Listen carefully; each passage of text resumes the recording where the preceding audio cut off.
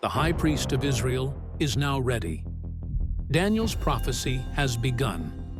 What I'm about to reveal will change everything you thought you knew about Bible prophecy. Imagine this. A man steps forward in Israel, ready to take on a role not seen in over 2,000 years. A role so sacred, so powerful, it could shake the world. But here's what will shock you. Could this be the sign we've been waiting for? Is Daniel's ancient prophecy unfolding right now, in our lifetime? Stay with me, because what I'm about to tell you will make your heart race and your mind spin. We're diving into the story of Rabbi Baruch Kahan and why some believe he's tied to the return of the high priest of Israel. But here's the question that'll keep you up at night. Is this the beginning of the end times? The answer might terrify you. Let me take you back 2,000 years to understand why this matters. In ancient Israel, the high priest was the most important spiritual leader. He was the one who entered the Holy of Holies, the sacred room in the temple, once a year on Yom Kippur. He carried the sins of the people before God, asking for forgiveness. Picture this: one man standing between an entire nation and God himself. It was a job only a descendant of Aaron, Moses' brother, could do. The high priest wore special robes, a breastplate with 12 stones, and a golden headplate that said, "Holiness to the Lord." Here's something that will blow your mind. Powerful fact: the high priest's robes were so holy that they were hidden away when not in use, and some say they're still buried somewhere in Israel. The temple was destroyed in 70 AD, and the high priest's role vanished. For 2 millennia, this sacred position has been empty. But what if I told you some people believe the temple is about to return, and with it, the high priest? Why are people talking about Rabbi Baruch Kahani as the next high priest? Let's dig deeper into this mystery that's unfolding before our eyes. Now, let's meet the man at the center of this mystery. But what makes him different from thousands of other rabbis? Some reports say he's been named as a potential high priest by the Sanhedrin, a group of Jewish leaders trying to revive ancient practices. The Sanhedrin are serious about preparing for the Third Temple. They believe Rabbi Kahan could be the one to lead sacrifices and prayers if the temple is rebuilt. Here's what most people don't realize. This isn't just talk. The Sanhedrin has already trained priests, made sacred vessels, and even practiced animal sacrifices. They're ready. But is the world ready for what comes next? Imagine the hope this brings to some.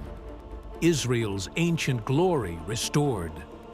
But it's also terrifying. Rebuilding the temple could spark conflict, even war. How do you feel about that? Excited? Worried? Both? Things are moving fast in Israel. The Sanhedrin has been preparing for years. But what happened recently will leave you speechless. There was a lot of excitement around the world when 5 red heifers arrived in Israel. Why would cows cause global excitement? The answer will astound you. According to the Jerusalem Post, a Christian farmer from Texas had raised and shipped 5 unblemished red heifers, which were then delivered to the Temple Institute in Jerusalem. These heifers were inspected and approved by Jewish rabbis. Upon their arrival, a group of about 300 people welcomed them, with one person blowing the shofar, a horn used in Jewish ceremonies. The red heifers are now secure on a farm in Haifa. What exactly made this event so exciting? Here's where prophecy meets reality in ways that will chill you. What are these red heifers? And is there a possible link to the Antichrist? Christians and Jews have been discussing this topic. The implications are staggering. What is the significance of red heifers in Israel? Since AD 51, Christians have focused on Christ's return, as seen in the letters of the Apostle Paul to the Thessalonian church. Some Christians believe in specific events and signs leading up to Jesus' return, as described in their interpretation of the Bible. But here's what will shock you about these cows. According to the Old Testament, the appearance of unblemished red heifers is a significant event. For Orthodox Jews, it is essential to build the third temple and resume the sacrificial system. They require red heifers to perform the rituals. However, some Christians believe that the biblically prescribed perfect red heifer signifies more than that. It indicates the end of the age. Let that sink in for a moment. What does the Bible say about red heifers? Numbers 19 verses 1 to 10 describes God's directive to Moses and Aaron concerning the red heifers, red female cows. Numbers 19. Then the Lord spoke to Moses and Aaron, saying, "This is the statute of the law which the Lord has commanded. Tell the Israelites to bring you an unblemished red heifer, in which there is no defect, and on which a yoke has never been placed. You shall give it to Eleazar the priest, and it shall be brought outside the camp and be slaughtered in his presence." Notice something important. This command was given to be kept as a perpetual statute. In ancient Israel, a red heifer that was perfect in every way and had never been used for any work was required to be brought by the people. The priest Eleazar was responsible for slaughtering the heifer outside of the camp, unlike other offerings that were made inside the camp. Why outside the camp? The symbolism will amaze you. After slaughtering, Eleazar was supposed to take some of the heifer's blood with his finger and sprinkle it 7 times towards the front of the tent of meeting. In this process, the entire red heifer and its dung will be burned in the presence of Eleazar. The priest will also add cedar wood, hyssop, and scarlet yarn to the fire, along with the red heifer. However, the reason behind adding scarlet yarn or wool to the fire is still a mystery. Some secrets haven't been revealed yet. What are red heifers used for in Judaism? According to my Jewish rites, the Hebrew term for red heifer is para aduma, and its ashes are used in purification rites. But here's why this matters right now. Most Orthodox Jews today still follow a purification rite described in the Bible. The verses in Numbers that explain this rite are read during the final reading on Shabbat Para, which is also known as the Sabbath of the red heifer. In the Old Testament, it was essential for people to be spiritually clean to enter the temple. Without purification, no temple. Without a temple, no high priest. Without a high priest, no fulfilled prophecy. The Jerusalem Post article explains that Orthodox Jews require red heifers to fulfill the purification requirements before building the third temple. Their aim is to obey the Lord's command fully and build the third temple with utmost devotion. They're not just talking about it, they're actively preparing. Christians who hold to a premillennial view of eschatology believe that the arrival of even a single rabbi-approved red heifer in Jerusalem indicates that the rapture is imminent. One perfect cow, and everything changes. In Judaism, the arrival of a red heifer signifies the coming of the Messiah. Christians and Jews agree something massive is about to happen. In accordance with Judaistic customs, only 9 perfect red heifers were used between the time of the tabernacle to AD 70, when the Roman soldiers destroyed the Second Temple. The possible arrival of a 10th perfect red heifer brings hope for the Messiah's appearance and the reconstruction of the temple. 9 in history. Now we have 5 candidates for number 10. Many observant Jews are eagerly anticipating the fulfillment of a prophecy in the book of Ezekiel, specifically in verses 36:25 through 26. This prophecy is often referred to as the Haftarah. But here's the terrifying question. What if this prophecy leads not to blessing, but to the greatest deception in human history? The pieces are aligning. Rabbi Baruch Kahane stands ready. The red heifers have arrived. The Sanhedrin is prepared. The temple instruments are made. For the first time in 2,000 years, everything needed for a functioning temple is in place. The question isn't if this will happen. The question is when, and what it means for every person alive today. Daniel's prophecy is unfolding. The high priest role is about to be filled. The end times clock is ticking. Are you ready for what comes next? But here's where things get complicated and dangerous. Even if the heifers pass the inspection and are used, Orthodox Jews want the new temple to be built where the previous one stood. Unfortunately, the Muslim Al-Aqsa Mosque now stands where the location of Solomon's temple is believed to be. Imagine the conflict this could create.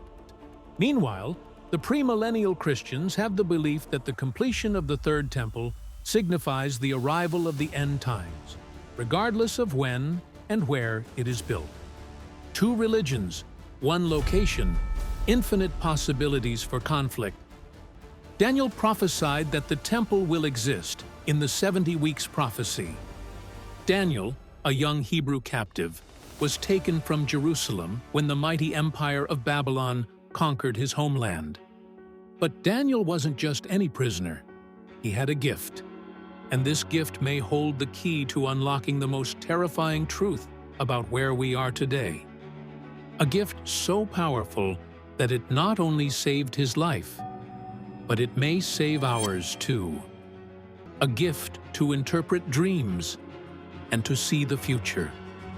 What he saw will leave you breathless. Daniel 9 speaks of 70 prophetic weeks, a timeline of world events leading to the Messiah and the end times. But what if this timeline didn't just predict Jesus' coming, but also the exact moment of the final judgment? And if that's true, then the final judgment isn't just near, it may already be here. This is a prophecy so precise that it predicted the very year Jesus would come. And it also tells us what happens next. And trust me, you're going to want to hear this. Because, as we break this prophecy down, a terrifying pattern starts to emerge. In Daniel chapter 9, verse 24 to 27, the angel Gabriel delivers a mind-blowing timeline of history. He tells Daniel that 70 weeks have been determined for God's people. But these aren't normal weeks. Here's where it gets incredible. They are prophetic weeks, where each week represents 7 years. That means 70 weeks equals 490 years. 490 years, covering the rise of Israel, the coming of the Messiah, and the end of time as we know it. This prophecy was given over 500 years before Jesus was even born. And yet, it predicted his arrival to the exact year. How is that even possible? Now, let's break it down piece by piece. And when we do, a terrifying pattern will start to emerge, one that may already be unfolding before our eyes. Daniel's prophecy is divided into 3 parts. The first 7 weeks, 49 years, the rebuilding of Jerusalem after the exile. The next 62 weeks, 434 years, the time leading up to the arrival of the Messiah. The final week, 7 years, the period that triggers the end of the world. And here's where things get really intense, because we are currently living in the gap between week 69 and week 70. And the last 7 years could begin at any moment. What if I told you that signs of these last 7 years are already appearing? We'll look at those signs, and they may be happening faster than anyone expected. The prophecy began in 457 BC, when the Persian king Artaxerxes gave the command to rebuild Jerusalem. From that point, the prophecy predicted 483 years until the arrival of the Messiah. And guess what? This will shock you. If you take 457 BC and count forward 483 years, you land at 27 AD, the exact time when Jesus began his ministry. That means Daniel's prophecy wasn't just close, it was perfect. What are the odds of that level of precision? But then, something happened. Why did the prophecy suddenly stop? And what does that mean for us today? The answer will change everything you thought you knew. After Jesus was crucified and rose again, something unexpected happened. The prophetic clock paused. For the last 2,000 years, we've been in a mysterious gap known as the Church Age. But make no mistake, the final week is still coming. And when it does, it will trigger the most terrifying period in human history.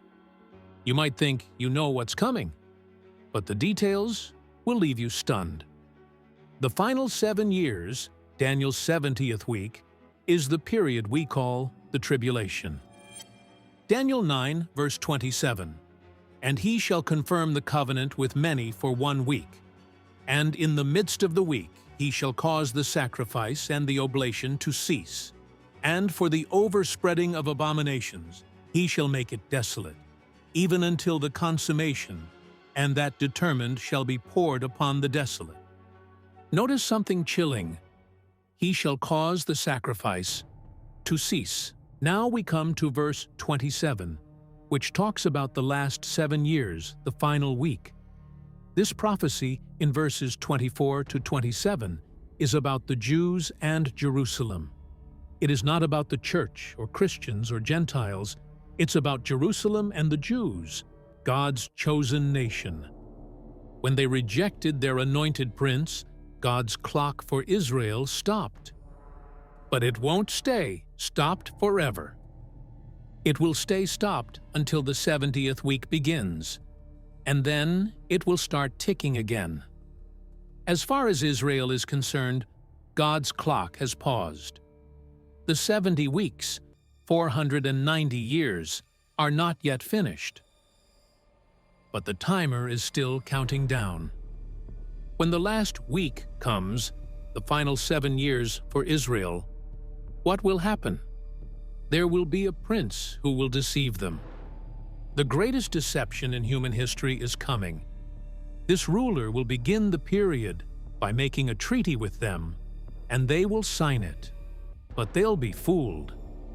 Halfway through the 7 years, after 3.5 years, he will turn against them. He will forbid their worship, stop their sacrifices, and desecrate their holy temple. Who is this prince? We've heard about him before. He's been described in earlier chapters. The book of Revelation, in chapters 11, 12, and 13, talks about these 3.5 years, the 42 months, the 1,260 days of terrible trouble under the Antichrist, the same enemy, the final dictator. This is the same old enemy, the last world dictator who will unleash his hatred on the Jews. Jerusalem will suffer more in those final 3.5 years than ever before. But here's the incredible part. But praise God, because out of this suffering, something incredible will happen. God will use it to prepare them for the final part of their story. Jesus will come again. Christ will defeat the Antichrist. The Jews will look on the one they pierced, and they will believe. The moment 2,000 years in the making. What will be the result?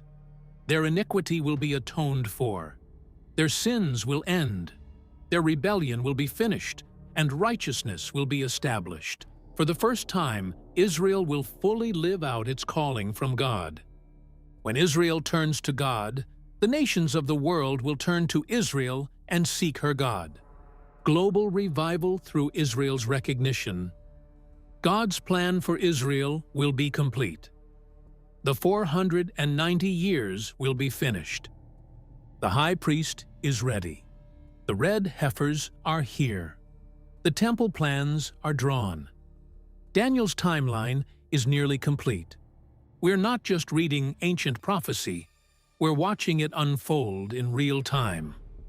Rabbi Baruch Kahan may be about to step into the most significant role in 2,000 years. The temple may be about to rise, and the final 7 years may be about to begin. The question isn't whether these prophecies will be fulfilled. The question is, when they are, will you be ready?